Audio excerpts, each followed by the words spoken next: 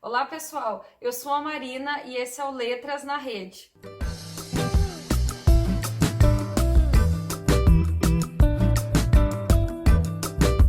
Nesta série de vídeos, estamos abordando as leituras obrigatórias da URGS do ano de 2021. Hoje vamos falar sobre O Espelho, o 10º conto do livro Papéis Avulsos, do Machado de Assis. Este conto ganha o subtítulo O Esboço de uma Nova Teoria da Alma Humana. Nesse conto, o personagem principal, Jacobina, vai falar sobre a duplicidade da alma, ou seja, nós temos uma alma interna, que é a corriqueira, e nós temos uma alma externa. Essa alma externa, ela pode ser encontrada em coisas, objetos, ela pode ser encontrada em outras pessoas ou até mesmo na paisagem. Então, o espelho, ele vai servir para revelar essa alma externa.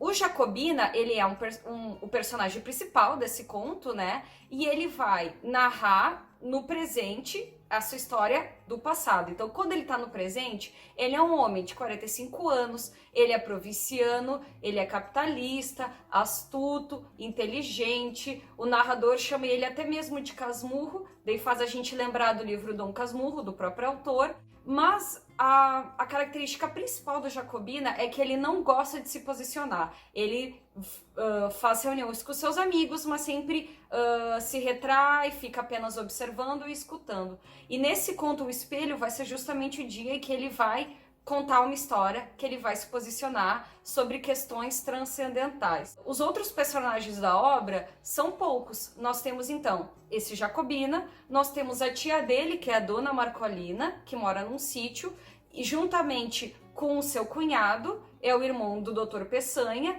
e mora também com os escravos, e também nós temos os amigos do Jacobina, que durante o presente estão discutindo questões transcendentais. O narrador, na verdade, são os narradores. Nós temos dois narradores. Nós temos o em terceira, que é o que começa e o que termina o conto.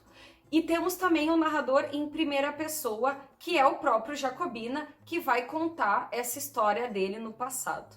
Qual é essa história, né? Sobre qual é o enredo desse conto? O narrador em terceira pessoa começa a falar sobre essa reunião de amigos que estão discutindo questões transcendentais, que são 4 amigos mais o Jacobina. Por que mais o Jacobina? Porque ele não está interagindo, ele está apenas olhando.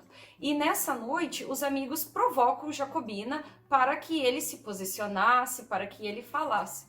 E ele diz, ok, hoje eu vou falar, mas eu não quero que ninguém diga que eu estou errado, que duvide da minha história, da minha teoria, porque eu a vivenciei, ela está correta. Então os amigos ficam ansiosos pela história e daí começa o narrador em primeira pessoa, que é o Jacobina.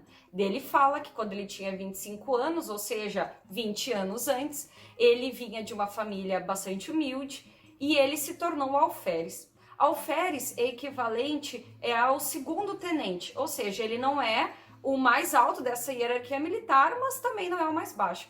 Ele era motivo de orgulho da família. A mãe estava muito orgulhosa, os amigos ajudaram-o financeiramente para adquirir a farda, ou seja, essa vestimenta militar. Outros amigos ficaram com inveja, mas enfim, o Jacobina estava muito feliz. A tia dele, Dona Marcolina, convidou-o para fazer uma visita ao seu sítio e que levasse a farda. Ele foi ao sítio, levou seu pajem, que seria um ajudante. O pajem ficou somente um dia, já voltou. E já Jacobina teve uma trajetória nesse sítio. Acontece que lá ele percebe essa teoria da duplicidade da alma humana, como eu falei para vocês. Então nós temos essa alma interna, que é a alma que a gente conhece, mas essa alma externa, que está presente nas coisas, nos objetos, outras pessoas, antes dele se tornar alferes, estava nas coisas simples da vida, como no ar, no sol, nos olhos das moças. E quando ele se torna alferes, essa segunda alma dele, essa alma externa, ela pode ser encontrada na vaidade. Ou seja, Por tanto escutar elogios, cortesias por ter se tornado alferes, essa alma externa dele agora é a vaidade. A tia dele, Dona Marcolina, presenteou-o com um espelho que era peça de maior valor da casa dela, que antes ficava na sala, agora fica no quarto de Jacobina.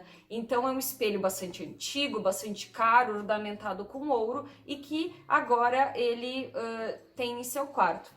Acontece que a Dona Marcolina tem uma filha que ficou bastante doente e ela teve que sair às pressas do sítio com o seu cunhado para ajudar a sua filha. O Jacobina se encontra sozinho no sítio. Por que eu digo sozinho? Porque os escravos fugiram no mesmo dia e o Jacobina começa sua trajetória de solidão nesse sítio. Então ele decide ler clássicos, começar a escrever, se exercitar, mas nada adianta. Ele continua com tédio, até mesmo com medo. Então ele resolve se olhar pela primeira vez nesse espelho de presente. Ele se olha e vê a sua imagem borrada, fosca, nada nítida. Ele fica preocupado, né? E resolve colocar a farda. No momento que ele coloca a farda, ele se vê nitidamente, perfeitamente. E é quando ele comprova a sua teoria da duplicidade da alma, dessa alma externa. Então essa farda, ela vai representar essa vaidade desse novo cargo que ele tem, desse novo emprego. Acontece que a tia dele não volta tão cedo e todo dia ele coloca a farda e tira durante alguns momentos. Ele termina de narrar essa história e volta o narrador em terceira pessoa e fala, ó, Jacobina estava contando e saiu de fininho e foi embora. E assim acaba o conto. Bom, e quais são as referências à época que a gente tem? Temos o objeto principal, que é o espelho, que ele foi herdado pela Dona Marcolina. Ele veio junto com a família real em 1808. Então a gente situa no início do século XIX. E também nós temos os escravos, que a escravidão acabou no Brasil em 1878, então o conto ele se passa pelo século XIX. E as referências bibliográficas, elas estão presentes tanto pelo narrador de primeira pessoa, que é o Jacobina, tanto do narrador em terceira pessoa. Então nós temos referências a William Shakespeare, a Tomás Antônio Gonzaga, a poesia americana, a contos franceses de Charles Perrault. Também nós temos referências à mitologia grega com Narciso, sobre ele se apaixonar pela sua própria imagem, assim como Narciso fez. E também nós temos referências à Bíblia. Em 2019, no vestibular da URGS, caiu uma questão sobre o espelho e vamos fazê-la juntas, ela vai aparecer aqui do lado. Então é a questão número 30.